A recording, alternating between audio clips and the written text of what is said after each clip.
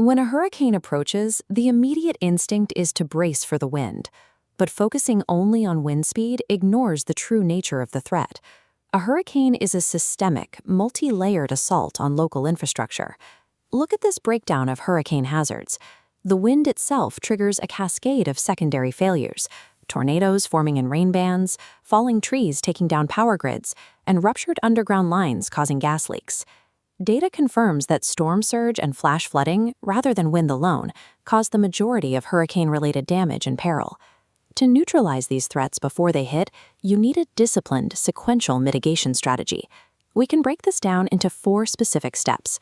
Step 1 is assessing your specific vulnerabilities. You must identify your property's exact flood zone, its evacuation tier, and the current structural condition of your roof. Step 2 involves the physical fortification of the home's exterior envelope. This means securing windows, locking down doors, and clearing the surrounding property of potential hazards. Steps 3 and 4 focus on logistics. You need to build a self-sufficient stockpile of emergency supplies and establish a hard-coded family communication plan well in advance of the storm. Surviving a severe storm doesn't come down to luck. It is the direct result of executing this specific risk management framework. The decision to evacuate is rarely based on wind speed alone. Local officials issue mandatory evacuation orders based heavily on the calculated risk of storm surge and water inundation. This chart details the rigid tier system used to categorize that risk. Zones are labeled A through E. Zone A faces the highest risk of immediate flooding and requires the earliest evacuation, while Zone E simply needs to monitor updates.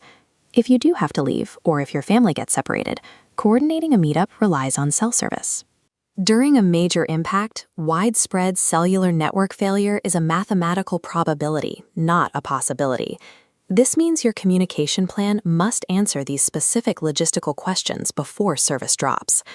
You need a designated out-of-area contact person and a predetermined physical location where everyone will go if you lose touch.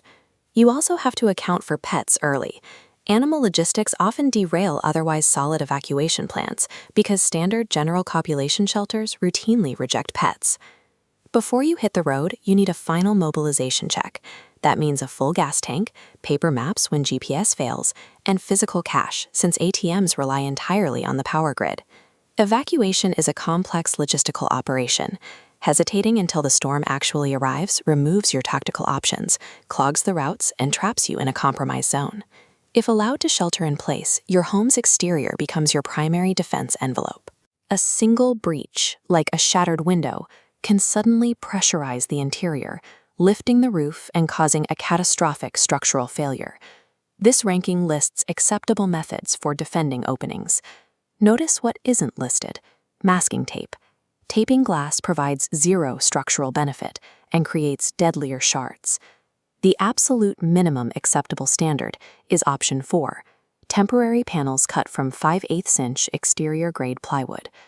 Even with reinforced windows, you must clear the yard.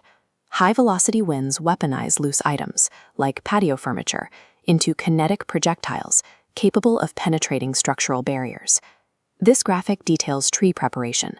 The goal is reducing canopy density. Removing dead fronds allows high winds to pass straight through the tree, preventing uprooting. You must strictly avoid hurricane cutting. Over-pruning damages structural integrity and removes foliage needed for survival. The survivability of a house relies heavily on neutralizing these external kinetic threats. You must secure the surrounding environment before the wind even begins to test the architectural envelope.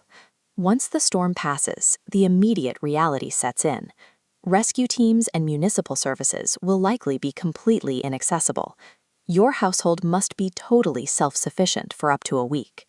This checklist quantifies the critical metrics for survival. For water, store a strict minimum of 1 gallon per person per day for up to a week. You also need non-perishable calories, prescription medications, and physical first aid supplies, since hospitals will be overwhelmed. Beyond physical survival, you need to preserve your legal and financial identity. Secure physical copies of your insurance policies, medical records, and property deeds in a waterproof container, and create digital redundancies on a cloud server. Finally, perform a rapid deployment test. If the power cuts out at night, Every adult in the house should be able to locate flashlights, water, and the first aid kit in the dark within 5 minutes. A properly audited emergency kit transforms a family from victims reliant on external aid into self-sustaining survivors capable of managing their own recovery. The moment the eye of the storm passes, a new phase of danger begins. The recovery period contains its own unique, often invisible, lethal hazards that catch people off guard. Carbon monoxide poisoning is a leading cause of post-storm fatalities, resulting from operational errors with portable power sources. To ensure survival, there's an uncompromising rule.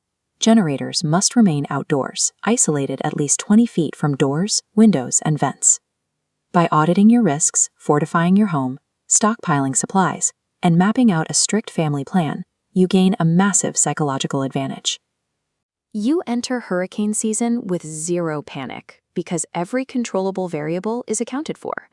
You cannot negotiate with a hurricane's trajectory or intensity, but by executing these specific protocols today, you replace uncertainty with a calculated defense of your home and family. Seek knowledge with curiosity. Explore the varied path at viavaria.co.